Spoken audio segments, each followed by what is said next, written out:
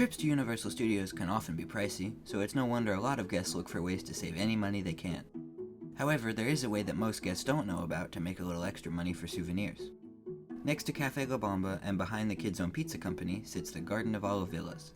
Modeled after the famous Hollywood Hotel, this area was originally home to How to Make a Mega Movie Deal in 1991, which was later converted to AT&T at the movies. Despite the fact that Universal refuses to acknowledge either of these attractions on their website, they are an interesting look at early attempts to add the studio element to the theme park. Using a story that was definitely not inspired by Spielberg, How to Make a Mega Movie Deal showcased quite a few exhibits about the film industry.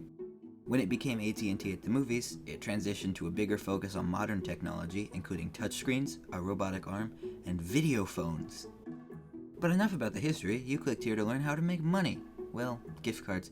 Probably should have mentioned that earlier. Anyway, in 2015, the Garden of Olive Villas became the home of the NBC Media Center. This building operates seasonally, and you know it's open when there are employees standing out front with clipboards. That's right, this is everyone's favorite thing, surveys. These surveys don't focus on gaining much information about you, though. The NBC Media Center is a place where the NBC Network and NBC Universal give small groups previews of upcoming shows and movies in exchange for their feedback, and gift cards, of course. These experiences vary in length, as you could be watching anything from a commercial to a full-length movie. Most often, guests are compensated for their time in Universal gift cards, which you can spend around the park.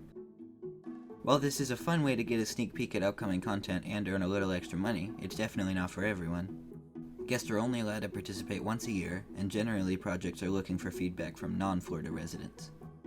Additionally, if you were on a short vacation, or it's your first time in the park, this experience definitely takes up a good portion of your day, so take that into account.